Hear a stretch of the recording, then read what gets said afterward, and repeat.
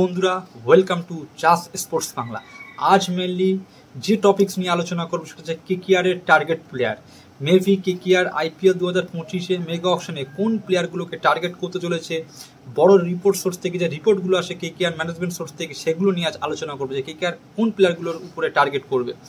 তো এটা নিয়ে কিন্তু আমার ভিডিও অনেকে কমেন্ট করছিল যে দাদা কেকেআর একটা টার্গেট ভিডিও বানাও। তো আজ ভাবলাম যে না, কিছু রিপোর্ট আসে তো সেগুলো নিয়ে কেকেআরকে একটা টার্গেট ভিডিও বানায়।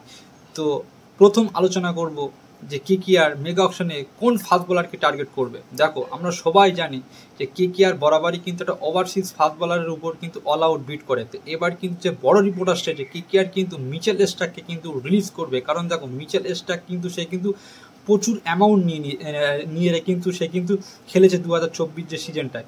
তো রিপোর্ট অনুযায়ী মিচেল স্টার্ককে যদি তারা রিটার্ন করে তাহলে প্রায় 18 কোটি টাকার উপরে কিন্তু মিচেল স্টার্ককে দিতে হবে। তো রিপোর্ট অনুযায়ী মিচেল স্টার্ক তার কিন্তু 36-37 বছর প্রায় তার বয়স, তারটা এক্স ফ্যাক্টর হয়ে গিয়েছে।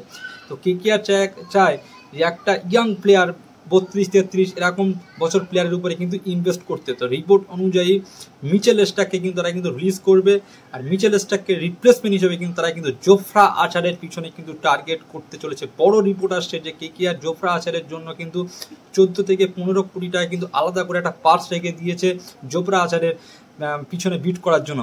আর কেকেআর যে মেন্টর ডিজে ব্রাভো, এই ডিজে ব্রাভো কিন্তু জোফরা আর্চারের সঙ্গে কিন্তু তার কিন্তু তালমিলটা কিন্তু ভালো বনবে। কারণ এই জোফরা আর্চার সে কিন্তু প্রথম ডেবিউ করে কিন্তু ওয়েস্ট ইন্ডিজের হয়ে।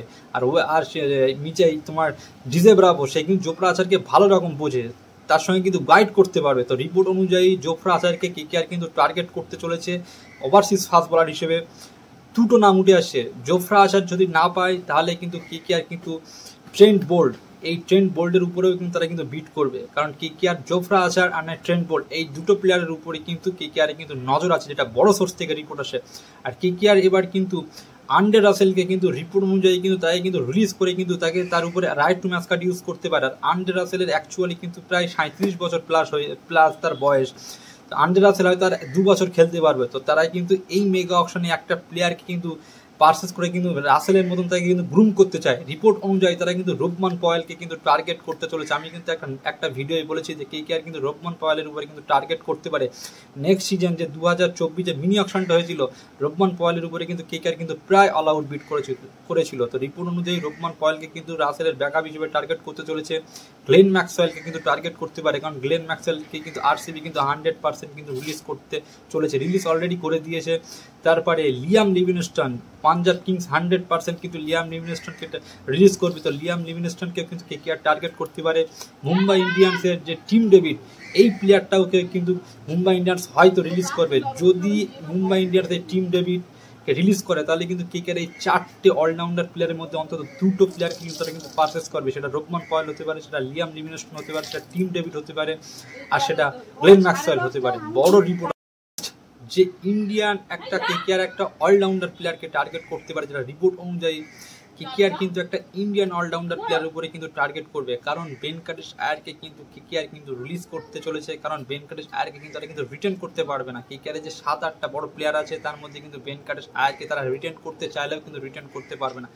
যদি ভেঙ্কটেশ আয়ারকে তারা বাই ব্যাক করতে অপশনে না পারে তো ভেঙ্কটেশ আয়ারের একটা ব্যাকআপ প্লেয়ার তারা কিন্তু টার্গেট করতে চলছে। অ্যাজ পার রিপোর্ট তারা শার্দুল ঠাকুরকে কিন্তু আবারও বাই ব্যাক করতে পারে, কারণ শার্দুল ঠাকুর সে কিন্তু 7 নম্বর পজিশনে এসে কিন্তু সে কিন্তু ব্যাটও করতে পারে। তো রিপোর্ট অনুযায়ী কিন্তু শার্দুল ঠাকুরকে কিন্তু তারা অল্প বয়সায় কিন্তু আবারও কিন্তু স্কোয়াডে কিন্তু আনতে পারে রিপোর্ট অনুযায়ী। তারপরে গুজরাট টাইটান যদি শাহরুখ খান বলে যে প্লেয়ারটা আছে, এই ডোমেস্টিক ক্রিকেটের ট্যালেন্টেড প্লেয়ার, এই প্লেয়ারটাকে কিন্তু 100% কিন্তু গুজরাট টাইটান কিন্তু রিলিজ করতে চলেছে। আর গুজরাট টাইটান যদি শাহরুখ খানকে রিলিজ করে কেকেআর কিন্তু টার্গেট করতে পারে শাহরুখ খানের উপরে। বড় রিপোর্ট আসছে যদি তারা রিলিজ করে তাহলে কিন্তু কেকেআর কিন্তু এই রাহুল তেভাটিয়ার উপরে কিন্তু টার্গেট করতে পারে। এবার আলোচনা করবো যে কেকেআর একটা ইন্ডিয়ান ফাস্ট বোলারের উপরে টার্গেট করবে, সেটা কি হতে পারে। আমি অলরেডি কিন্তু একটা ভিডিও বলেছি যে কেকেআর কিন্তু মোহাম্মদ শামির উপরে টার্গেট করতে চলেছে। 100% কিন্তু মোহাম্মদ শামির উপরে তারা টার্গেট করবে। তারপরে কিন্তু এই যে পাঞ্জাব কিংস যদি হর্ষার প্যাটেলকে রিলিজ করে তাহলে কিন্তু হর্ষার প্যাটেলকেও কিন্তু রিলিজ করতে পারে। কারণ হর্ষার প্যাটেল যে ডেথ ওভার এসে স্লোয়ার বল করে, তারপর যে কাটার বল করে, বাউন্স বল করে। আর ডিজে ব্রাভোর সঙ্গে যদি এই হর্ষার প্যাটেল যদি একই টিমে যদি থাকে না তাহলে কিন্তু হর্ষার প্যাটেলের কিন্তু সে কিন্তু আরও ভালো বল করতে পারে, সে কিন্তু আরও টিপস নিতে পারবে কিন্তু ডিজে ব্রাভোর কাছে। এখন ডিজে ব্রাভো কিন্তু স্লোয়ার বল, কাটার বলের কিন্তু মাস্টার। মুস্তাফিজুর রহমানকেও কিন্তু টার্গেট করতে পারে, কারণ চেন্নাই সুপার কিংস কিন্তু মুস্তাফিজুর রহমানকে কিন্তু 2 বছর প্রায় খেলিয়েছিল, আর ডিজে ব্রাভো কিন্তু সে কিন্তু ভালো রকম গ্রুম করেছিল। যদি চেন্নাই সুপার কিংস যদি মাতিসা পাত্রিয়ানাকে যদি রিলিজ করে, তাহলে কিন্তু কেকেআর কিন্তু মাতিসা পাত্রিয়ানাকেও কিন্তু টার্গেট করতে চলেছে। এবার আলোচনা করবো যে কেকেআর একটা ওপেনার ওভারসিজ প্লেয়ারকে টার্গেট করতে চলেছে। যদি বাই চান্স যদি ফিল্ড শটকে তারা বাইব্যাক বা আরটিএম কার্ড ইউজ করতে না পারে, তাহলে কিন্তু কেকেআর কিন্তু যে 2 থেকে 3টে প্লেয়ার কিন্তু তারা শর্ট লিস্ট করেছে, সেটা হচ্ছে জনি বেস্টো হতে পারে, তারপরে